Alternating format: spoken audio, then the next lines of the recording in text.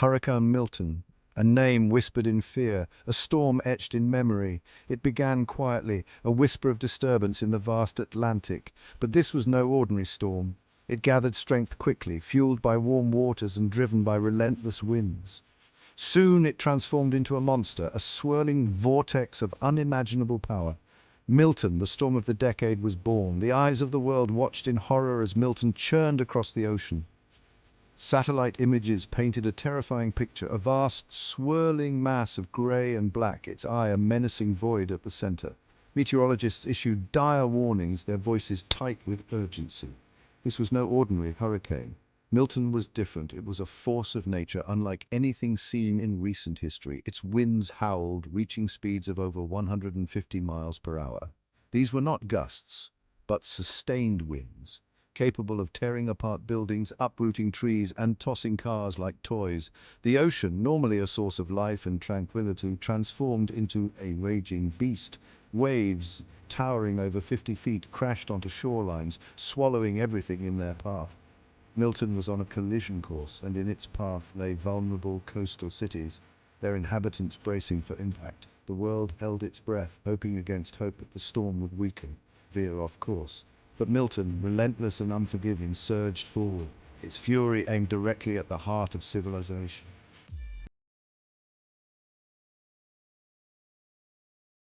The city of insert-affected city stood in the storm's path. Once a bustling hub of life and activity, it now braced for Milton's fury. The air, thick with humidity and dread, crackled with anticipation. Evacuation orders had been issued, but not everyone could leave. Some were too old, too sick, or simply unwilling to abandon their homes. Then it hit. Milton slammed into the coast with the force of a bomb. The wind, an invisible hand, tore through the city. Buildings shuddered, their windows exploding inward. Roofs peeled away like paper, leaving homes exposed to the elements. Power lines snapped, plunging the city into darkness. The sound was deafening, a cacophony of roaring wind, crashing waves, and the tortured groans of a city under siege. Streets transformed into raging rivers, the floodwaters rising rapidly. Cars, once symbols of freedom and mobility, were tossed about like driftwood, their horns blaring in a futile symphony of despair.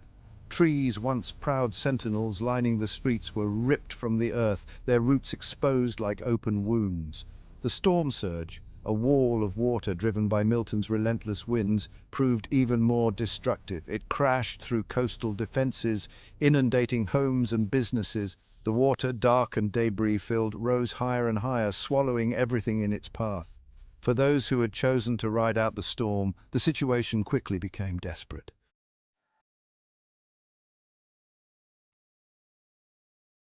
Amidst the chaos and destruction, stories of human resilience began to emerge. Stories of neighbors helping neighbors, of strangers risking their lives to save others. Stories of courage in the face of unimaginable fear. Stories that would forever be intertwined with the legend of Hurricane Milton. There was the story of Emily, a young nurse who stayed behind to care for patients at the local hospital. As the storm raged outside, she worked tirelessly, comforting the sick and injured, her own fear overshadowed by her compassion for others. Then there was John, an elderly man who refused to leave his home, despite the pleas of his children. When the floodwaters rose, trapping him inside, it was his neighbor, a young woman he barely knew, who braved the storm to rescue him. These stories of courage and compassion served as a beacon of hope amidst the devastation. They reminded the world that even in the face of nature's fury, the human spirit has the power to endure, to overcome, and to rebuild. Yet alongside these stories of hope, there were also stories of unimaginable loss. Families torn apart, homes reduced to rubble, lives lost too soon. The full extent of Milton's devastation would not be known for weeks, but one thing was already clear. The storm had left an indelible mark on the hearts and minds of all who had witnessed its fury.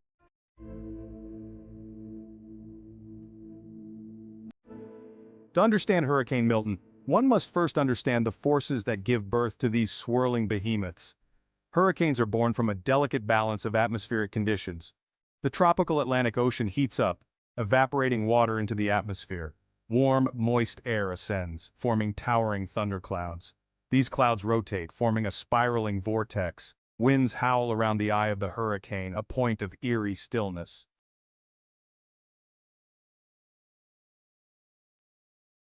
Section 2. The recipe for disaster. While warm ocean water provides the fuel, it is the Earth's atmosphere that sets the stage for a hurricane's formation. Specific atmospheric conditions like a low-pressure system near the ocean surface and low wind shear, a lack of significant changes in wind speed and direction with height, are crucial for a hurricane to develop and intensify. Low wind shear is particularly important because it allows the hurricane to maintain its vertical structure. Without it, the storm's towering thunderstorms would be ripped apart by strong upper-level winds, preventing it from intensifying. Imagine trying to build a house of cards in a wind tunnel. Without stable conditions, the structure would quickly collapse. In the case of Hurricane Milton, all the ingredients for disaster came together with alarming speed. The Atlantic Ocean, unusually warm for that time of year, provided ample fuel. A persistent area of low pressure lingered near the Cape Verde Islands, creating the perfect breeding ground for a tropical disturbance. And crucially, wind shear across the tropical Atlantic was unusually low, allowing the nascent storm to develop unimpeded. As Milton churned westward, it encountered an environment primed for rapid intensification. Warm ocean waters extended far below the surface, providing an endless supply of heat energy. The atmosphere, like a superhighway with no speed limits, allowed the storm to grow unimpeded, its winds whipping into a frenzy.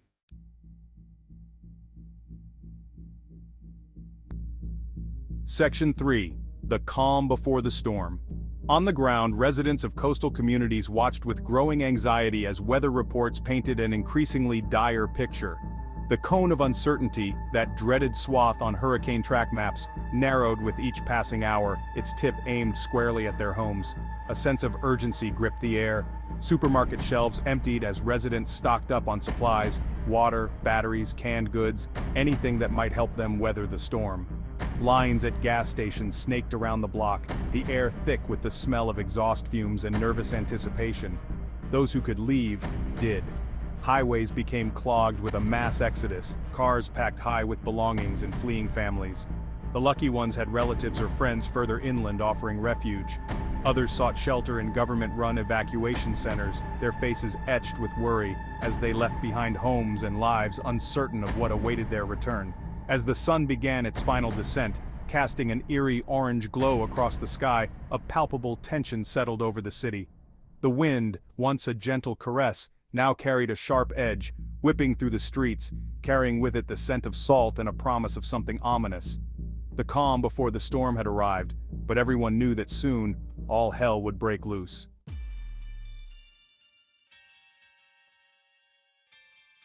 Hurricane Milton was not just another storm. It had a monstrous ambition to surpass all others. Meteorologists watched in astonishment as Milton defied expectations. In just 24 hours, its wind speed surged from 80 to 150 miles per hour. This rapid intensification catapulted it to a Category 5 hurricane.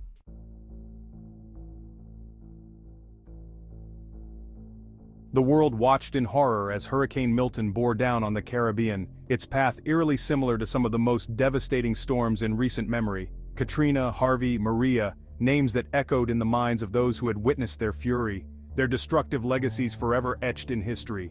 These storms served as stark warnings of what Hurricane Milton could unleash.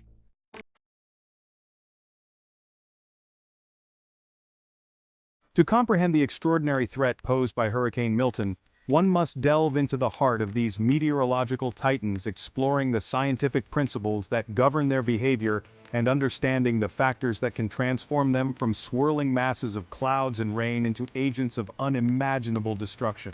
At the heart of every hurricane lies a delicate balance of forces. Warm, moist air rising from the ocean surface fuels the storm's engine, while cooler, drier air sinking in the center creates the characteristic eye. The Coriolis effect, a result of the Earth's rotation, causes the storm to spin, while differences in air pressure drive the powerful winds that spiral inward towards the eye. The intensity of a hurricane, measured by its maximum sustained wind speed, is determined by the strength of these forces and the efficiency with which the storm can convert heat energy into wind energy. Rapid intensification, as witnessed in Hurricane Milton, occurs when this energy conversion process is particularly efficient, often due to a combination of favorable environmental conditions. One such condition is the presence of warm ocean waters extending far below the surface. These deep, warm waters act like a giant heat reservoir, providing a continuous supply of energy to the storm. As the warm, moist air rises, it cools and condenses, releasing even more heat and further fueling the storm's intensification.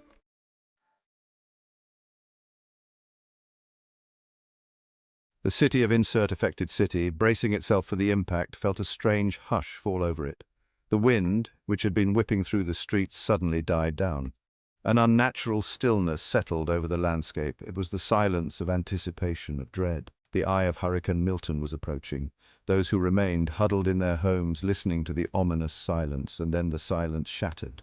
The wind returned with a vengeance, shaking the city. It ripped through streets, tearing apart buildings. The storm surge slammed into the coastline.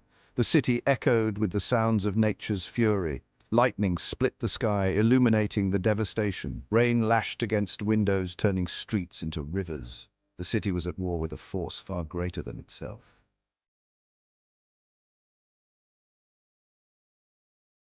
Section 2. The day the water didn't recede. The floodwaters transformed familiar streets into treacherous waterways, with rooftops offering refuge and cries for help echoing through the ruins.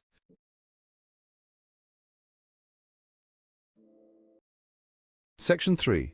Echoes in the rubble. Amidst the devastation, rescue workers and first responders, despite their own losses, displayed extraordinary courage and compassion.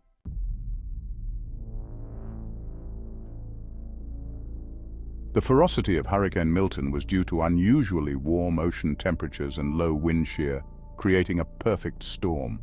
Climate change, driven by human activities, played a significant role in these conditions.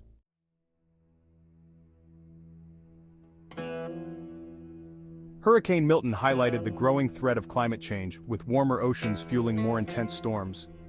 Addressing this crisis requires global efforts to reduce greenhouse gas emissions and build resilience.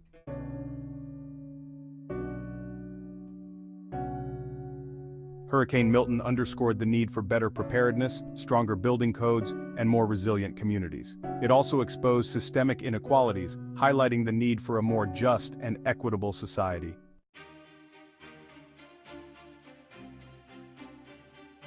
As the storm subsided, a massive rescue effort began, with first responders and volunteers working tirelessly to save lives. The Coast Guard and National Guard played crucial roles in the relief efforts.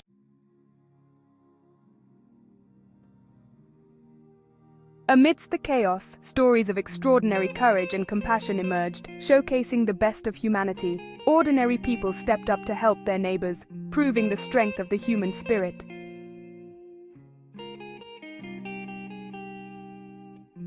The long task of rebuilding began, with federal aid and insurance helping families and businesses recover. The true measure of recovery was in the resilience and unity of the affected communities.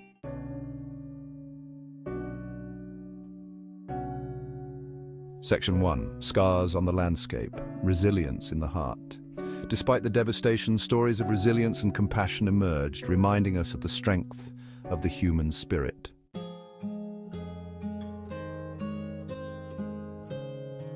Section 2. A Global Reckoning, the Uncomfortable Truth. Hurricane Milton serves as a reminder of the growing threat of climate change and the urgent need for action.